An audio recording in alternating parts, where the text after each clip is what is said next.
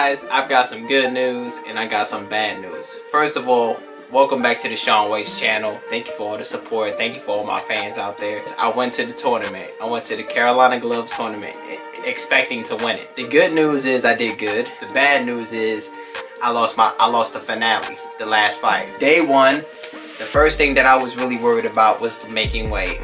And I made weight all 3 days. I started making my trip to Fayetteville. We were gonna stay in a hotel. It was gonna be me, Coach Massey, my man Trey, and some of the younger fighters, Caleb, Julian, my man Malachi, and Tyler. So we were gonna all stay at the hotel. But it was only gonna be me and Ethan and Caleb that was gonna be fighting during the tournament. The tournament was a 3-day tournament, and I had to make weight at 147 pounds. So that was my weight division, welterweight, which would be 147 pounds. So going into the first fight, coming in and making weight, you get like really thirsty, really hungry, and anxious just to make weight. So my plan going into the venue was to be the first one to make weight, because weigh-ins were around 8 o'clock for us, but I wanted to be there at 6 p.m. to be the first one online, and hopefully I can get a head start, eat first, sleep first, and rest first, and warm up first. You kind of think that everything is set on your time, but really everything is not set on your time. It's really set to your team time. So there's a difference between personal time and a difference between team time. Team time is you go wherever your team goes. And I was glad that I had a team that went with me. So I want to go ahead and give a special shout out to Inner City Boxing. Thank you for being there for me. Thank you for Coach Massey, and I look forward to making you guys proud again. So I don't really like eating out, but my coach Massey, shout out to Coach Massey, he had told me before you fight anybody you have to eat at least 2 hours before the fight so you can have energy to burn. I didn't want to do it, but for somehow I really believe he was right. We ate at this spot called Pharaoh's Village, a Mediterranean spot, Mediterranean food and all of that. I was able to enjoy my food. I was able to eat a healthy meal, thank God. And I was able to have energy to burn in my first fight. My first fight, I was going against somebody from the Marine Corps, and he was a tough opponent because he kept coming forward. I wasn't warmed up because we kind of got to the venue a little late, so I didn't have enough time to feel my rhythm and catch myself the right way. I kind of went into the ring code, and so the first fight I was kind of talking, which you're not supposed to talk because you can lose a point for talking in amateur boxing. I was trying to warm myself up and boost my confidence little by little because I knew I could beat the guy. I kept coming forward. I kept sticking him at the end of the jab, catching him with the left hook, catching him with the two when I can, and just breaking him down mentally little by little. First round stay behind the jab. Second round start throwing the combinations, and the third round start moving in for the finish. So the third round I was like, more putting my body weight on him, pushing his shoulders, tiring him out, coming to the body, putting pressure on him, and making it obvious that I wanted to fight by a landslide. So thank God first. God gave me the victory at the end of the day, and shout out to my opponent. He came in strong, came in ready, but I got the best of him that day, and I move on to the second day. When you have your first 10 fights, it's very important that they're managed the right way. And I'm not talking about like you just getting 10 easy fights, but no, taking your time getting your 10 fights, because in order for you to be an elite male boxer, you have to have 10 fights or more to become elite. That's when you start going to the national championships, national qualifiers. You start going to national championships, and then you start going to like world championships, and that's like in freaking Russia and stuff, just to go ahead and fight and win the boxing world championship in Olympic boxing, like the IEBA tournament. I got 9 fights, so I got 1 more fight until I'm able to be open and go to elite and start going to the major tournaments. They determine your health and your longevity in the sport. I feel like if you just throw somebody in there with somebody who's too experienced on their first 10 bouts, they're not going to do well, and they'll lose their confidence and probably never want to box again. And very soon I'm going to have the experience to beat everybody who's open. So first fight I won, I felt like I won by a landslide, but they gave me the split decision anyway. But shout out to the LBC 13. So the second day I fought a guy who I actually was friends with and I was pretty cool with from another gym, and we had sparred. This was a fight that I thought in my mind that I really thought that was going to be one of my easiest days, because I felt like I was the superior boxer. However, it was actually one of my hardest fights. I underestimated him, and he hit me with a good shot that tumbled me. I could have gotten knocked out, thank God. first round, we were kind of like, you'd going back and forth. I felt like I landed more shots on him in the first round.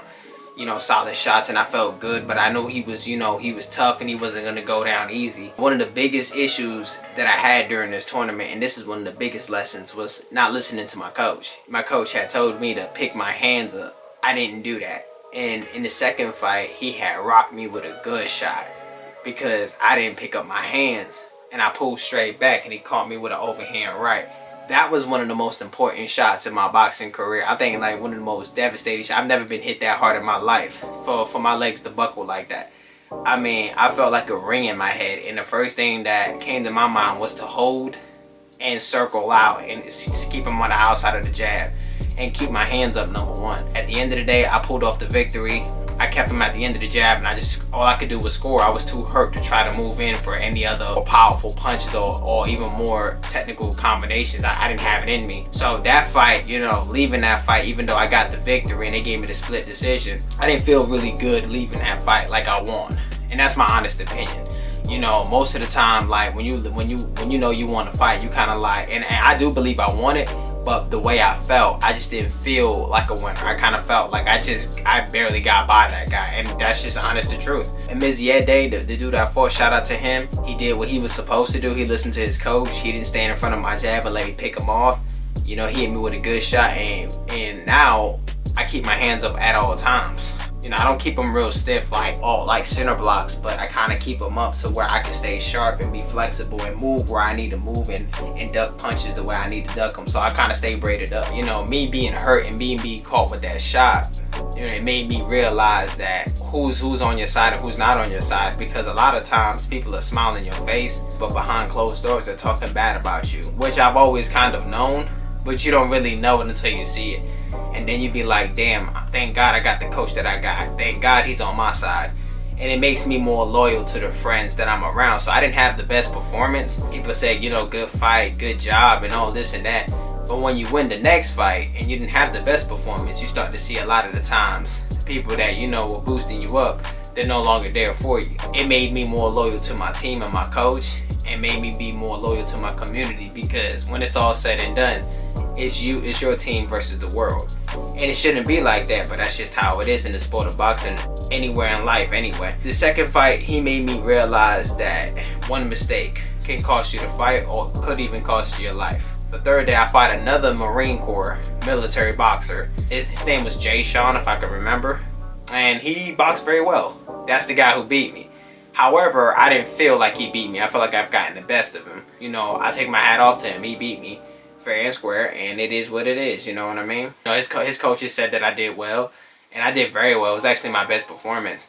You know, going into that fight, I was a little nervous because of the second day. The second day, I got caught with a heavy shot, and it made me very cautious of what this guy had to bring, because I'm 147 pounds, so I'm a tall 147 pounds, so I'm facing people who are short and stocky, and they got power. And Jay Sean was one of those people. He had a lot of power. He had a sneaky uppercut. Like, he'll throw his combinations and he'll just try to slide it right back up. And I thought that was really talented and very, very sneaky. With him, my plan was to listen to my coach, number one, and keep him on the outside of the jab. And if I could catch him coming in with the two, I'll shoot the two. You know, I wore him out probably like first 2 rounds. You know, I kept catching him with the jab and just keeping my distance and not trying to over exaggerate my body movement and waste of motion and just waste shots down the middle. I didn't want to tire myself out, so I wanted to kind of see what he was going to bring and capitalize off his mistakes. And that's exactly what I did. You know, I felt I won the fight, especially the third round. That's when I started like to pick up the punches and, you know, hit him with the 1-2, a lot of 1-2s, catch him clean, come to the body a bit, wear him down, push his body around. You know, he tried to push his body on me. I leaned on his back so I could kind of like tire out his back. So if he comes this way, I just lean right on top of here and he'll just kind of just calm down and just like waste energy. So at the end of the day, I felt I won the fight. And my coach felt that I won the fight. But at the end of the day, he won. He got the victory, and shout out to him. You know, I look forward to seeing him again. I want a victory over him. So he was trying to come in and hit with combination punches and stuff like that. But he was really strong. He was better than I thought he was. So he wasn't so wild. You know, he was faint. He was really calm. One thing about boxers, like when you actually fight, you'll know if somebody's scared when you look in their eyes. The minute you guys are face to face, the ref is giving the instructions and telling you guys to keep it clean, you'll know whether your opponent is scared. My last fight, I didn't get the victory, so I missed out on the belt. No belt. The next tournament I go to, I'm gonna get a belt. I'm gonna get a belt, and I'm gonna hang it in front of my gym. Because when it's all said and done, I'm not only fighting for myself. I'm fighting for my people, my community.